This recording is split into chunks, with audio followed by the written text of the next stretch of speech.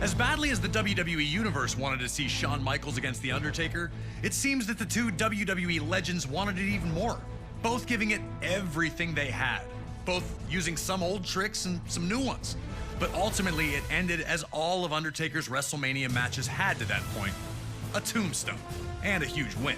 But nothing lasts forever, and Undertaker was about to learn this very painful lesson courtesy of Brock Lesnar. Oh yeah, you already know what this is about. Brock returned to WWE from the world of mixed martial arts in 2012, ready to conquer the world.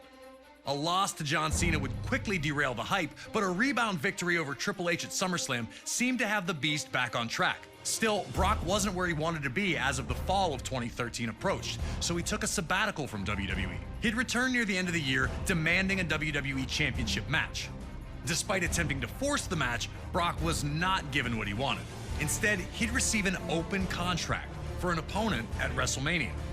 And this open contract would be answered by none other than The Undertaker, who would sign in Brock's blood after putting him through a table. It seemed impossible.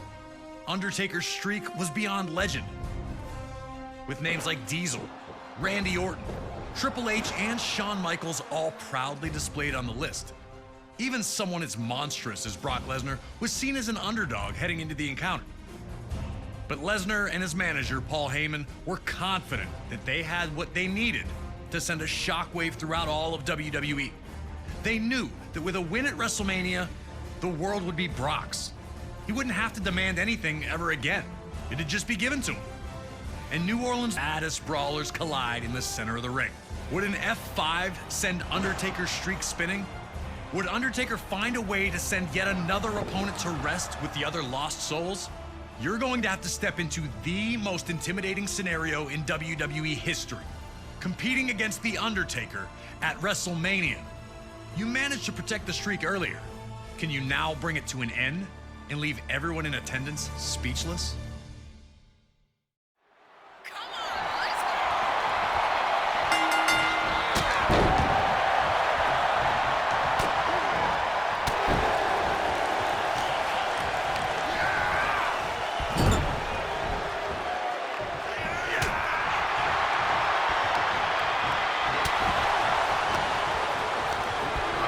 Get either man very far, though Undertaker was able to hit a shot on Brock over the top rope to get back into the match. The two had smashed each other with huge punches and knees, yet neither seemed to feel the effects. The WWE Universe wanted to see which Titan would blink first here.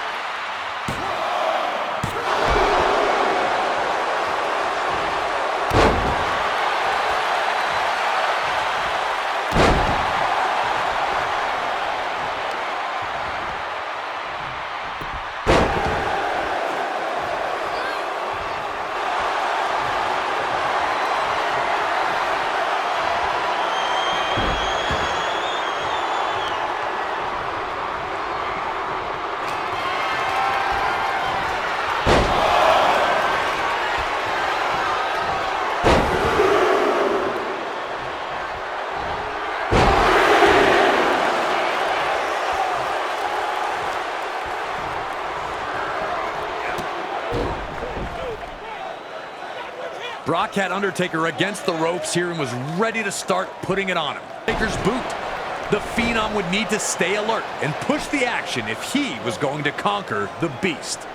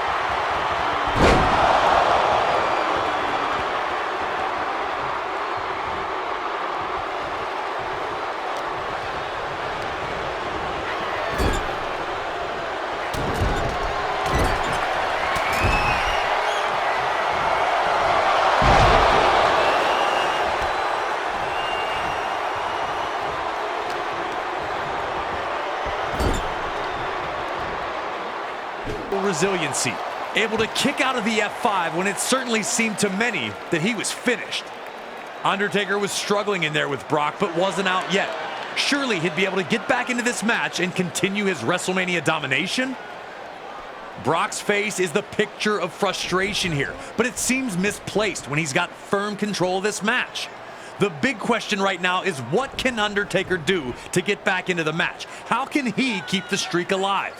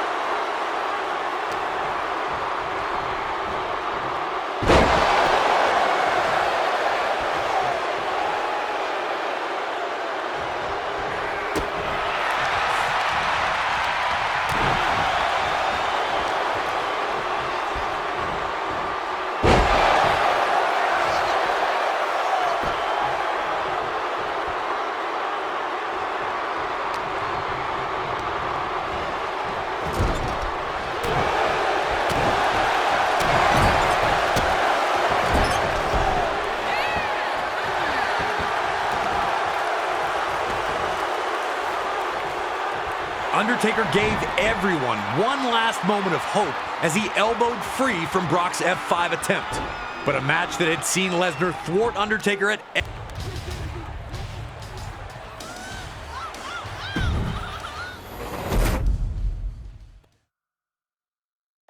quite possibly the most jaw-dropping result in WrestleMania history. The Undertaker streak ends at the hands of Brock Lesnar. The looks on the faces of those in attendance told us everything. Nobody saw this coming. Our next match takes us to the Greater Bay Area of Northern California and WrestleMania 31 in 2015. Seth Rollins had been on top of the world ever since he decided to leave the Shield behind to do the bidding of the Authority. This move paid off instantly as he'd capture the Money in the Bank briefcase in July of 2014. Rollins was untouchable, protected by those in power, and with the knowledge that at any moment he could turn that briefcase into the WWE World Heavyweight Championship. All seemed to be well within the ranks of the Authority, but the harmony would not last long. Randy Orton, who had been the Authority's top hand until Rollins joined the ranks, didn't seem so happy with the favoritism his former rival was now enjoying. This would come to a head with Rollins attacking Orton following a tag team match, connecting with his vaunted stomp to make it clear that their association was now over. The Viper was furious, attempting to get revenge, but never quite finding it. Another stomp from Rollins would force Orton out of action for a few months.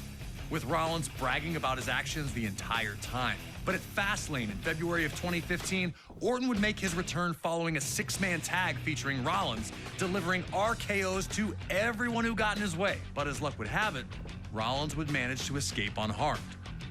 Orton made it clear he wanted one thing, and one thing only: Seth Rollins at WrestleMania. Orton wanted to show the Authority they made a huge error in backing Rollins instead of Orton, and he was going to make an example of their new Golden Boy. The pressure's on.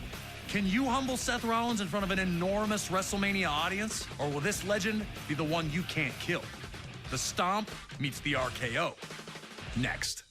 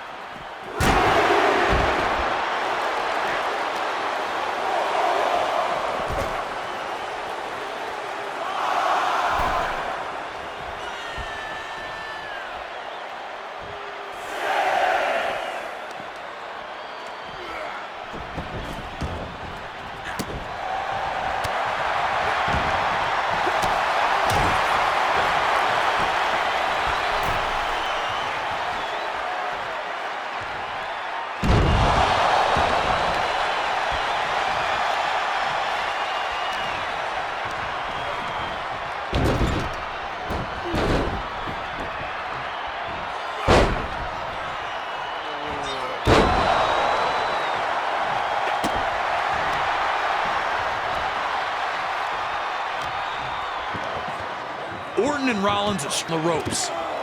Just like that, Rollins had neutralized Orton's offense and looked ready to pour it on further. What adjustments would Orton have to make now that his RKO had failed him? And would he be able to make them in the moment against Rollins?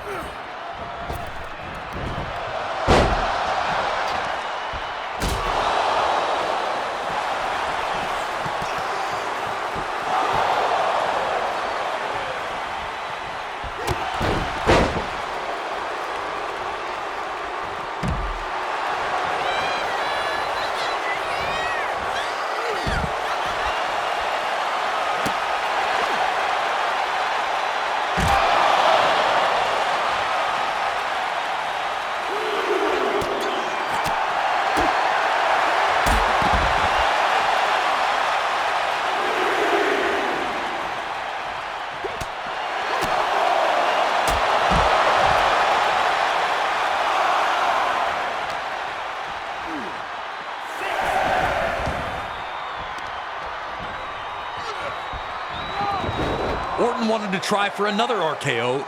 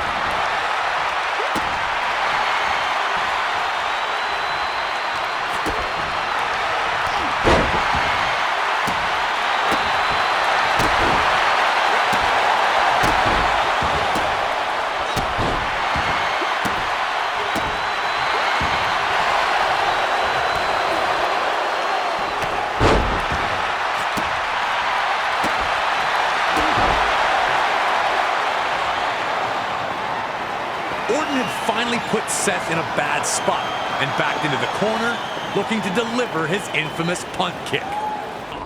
The same stop that had taken Orton out of action for months.